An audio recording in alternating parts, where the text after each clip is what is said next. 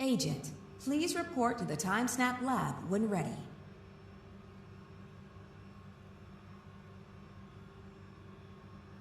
Agent, please report to the TimeSnap lab when ready.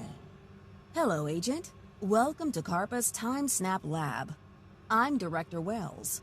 I'm in the control tower in front of you. Go ahead and look around.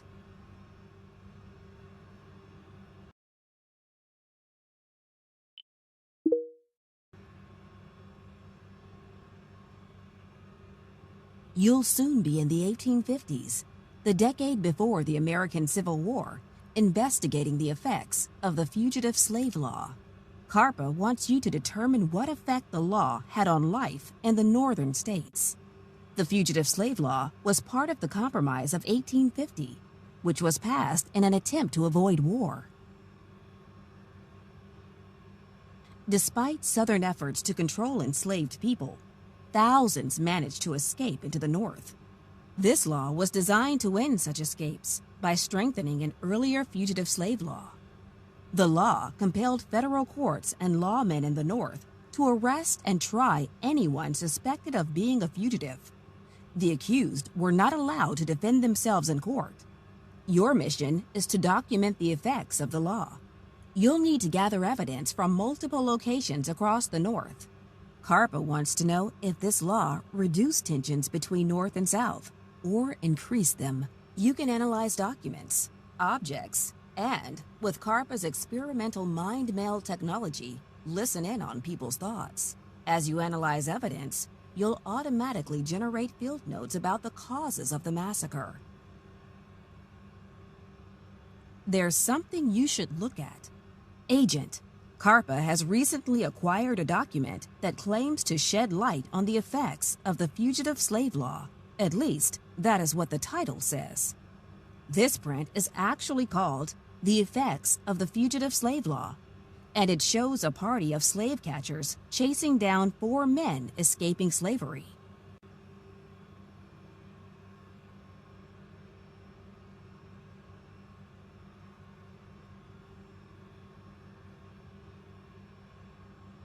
CARPA detects 5 areas of interest. Move your TimeSnap device over each one and click.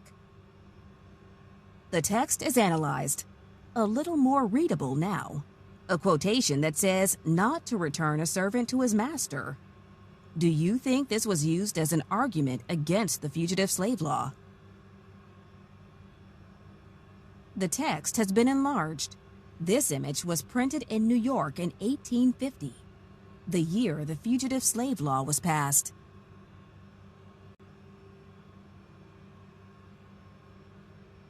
The text has been analyzed. It looks like a part of the Declaration of Independence. All men have a right to life and liberty, it says. Is that consistent with the institution of slavery?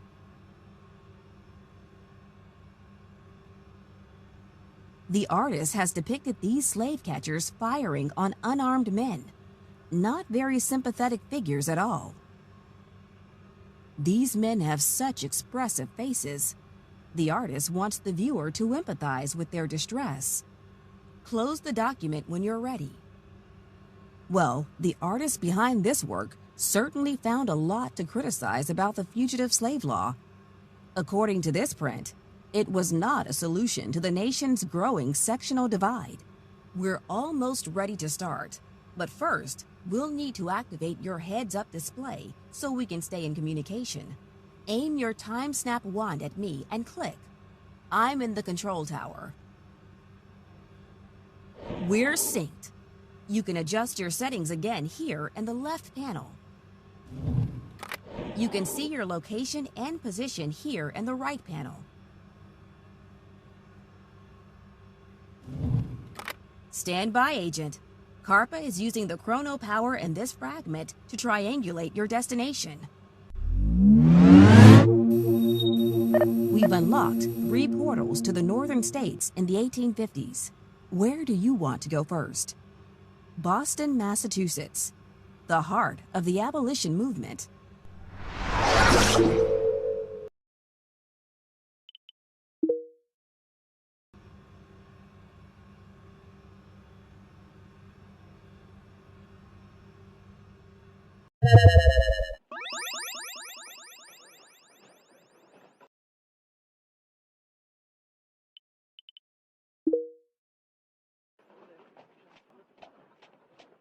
Ah, Boston, the home of many of the nation's most vocal abolitionists.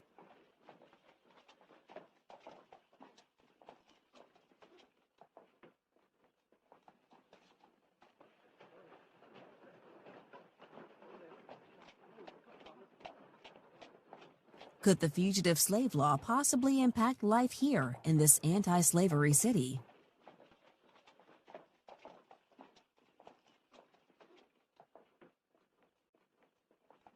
In the 19th century, a poster like this was called a broadside.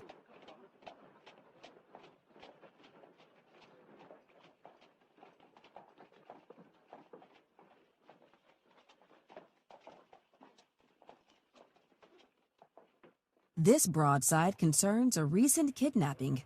Let's find out what happened. To secure justice for a man claimed as a slave by a Virginia kidnapper, and now imprisoned in Boston courthouse in defiance of the laws of Massachusetts. Shall he be plunged into the hell of Virginia slavery by a Massachusetts judge of probate? Well, that was a surprise. Even in abolitionist Boston, fugitives are not safe from kidnapping.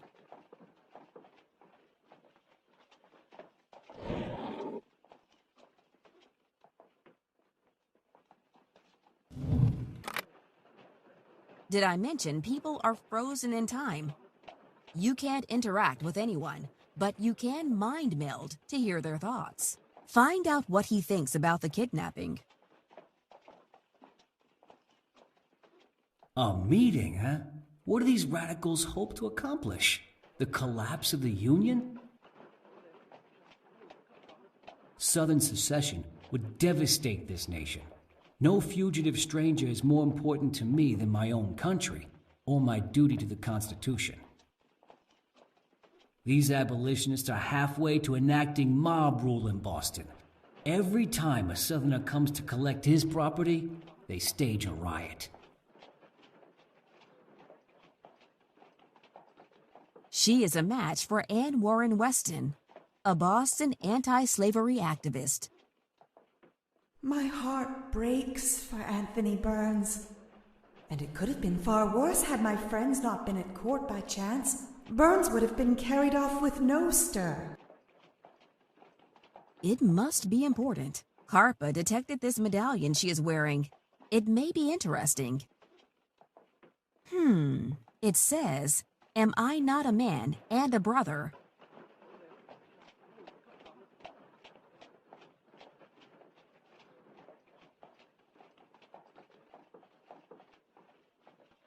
Let's find out what it says. Thursday, May 25th, 1854. Dear Anne and Deborah, you will see by the papers that a fugitive is arrested here. Do stir up Weymouth, for if this man is allowed to go back, there is no anti-slavery in Massachusetts. We may as well disband at once if our meetings and papers are all talk, and we are never to do any but talk. Yours in great distress, Anne G. Phillips.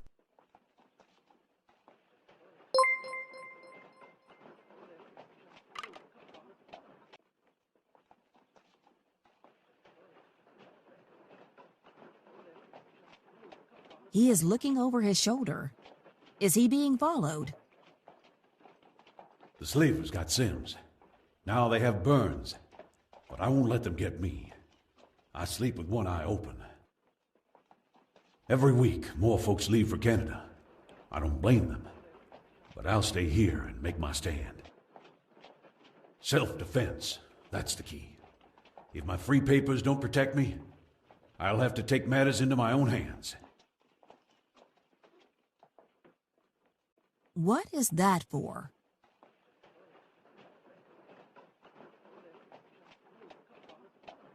Our sensors have detected unexpected materials inside the club.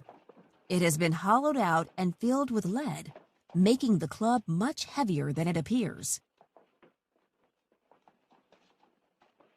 Interesting discovery. Can you think of any reason this man would want to have a heavy club with him at all times?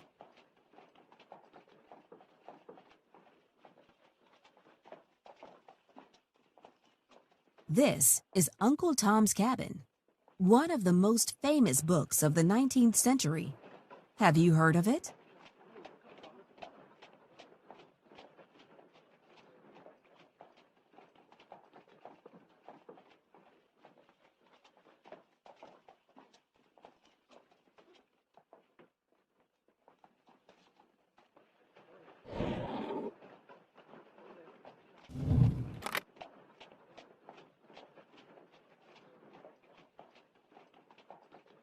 It's a speech by Frederick Douglass, a famous abolitionist. Did you know he escaped from slavery in 1838? I wonder how he feels about the law. By an act of the American Congress, slavery has been nationalized in its most horrible and revolting form. By that act, Mason and Dixon's line has been obliterated. New York has become as Virginia, and the power to hold, hunt, and sell men, women, and children as slaves remains no longer a mere state institution, but is now an institution of the whole United States. You're off to a great start, Agent. You have identified several effects that this law had on northern communities.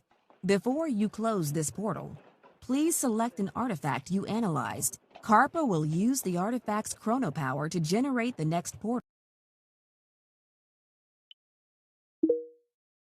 Which of these artifacts told you the most about the effects of the fugitive slave law?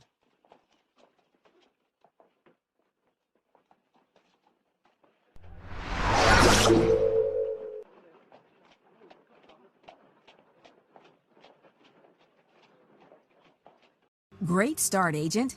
But I have a question. Why did you choose the club?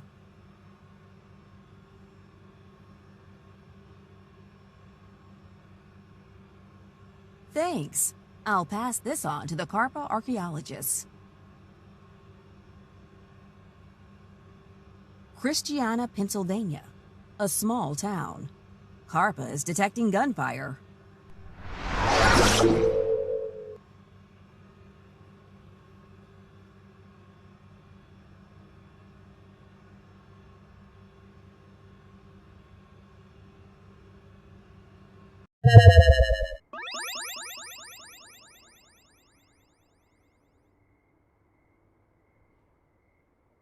All I see is a peaceful Pennsylvania farm at sunrise.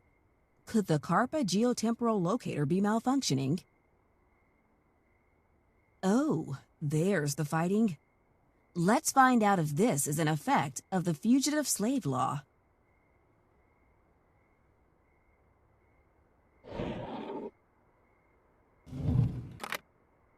He seems to be turning away.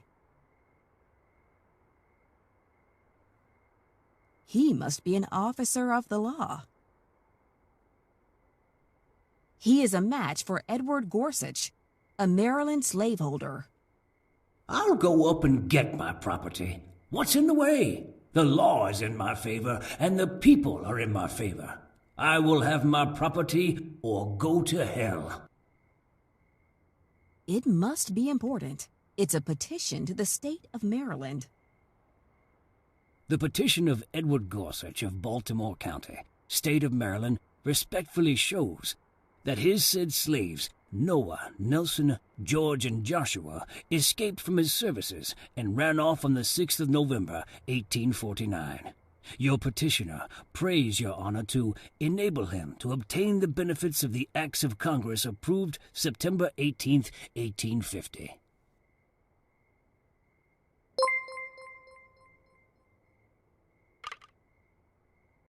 Do you see that? I think there are more people arriving on the scene, and some of them are armed. Our next set of coordinates seems to be taking us into the house. Find out who is hiding from the marshal.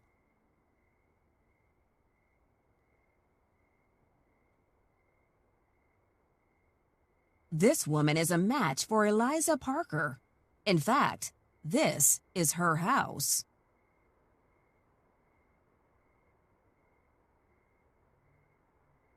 He looks grim.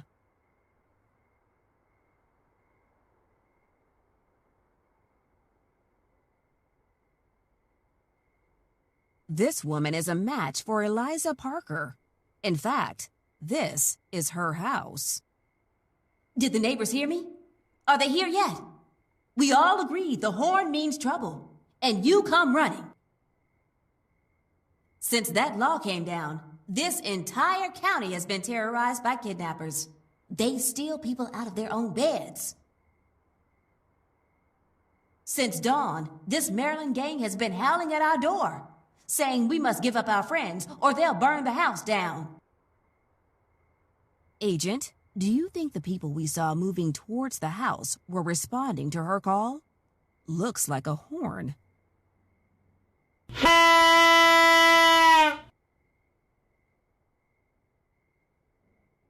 Ah, this must be how Eliza summoned her friends.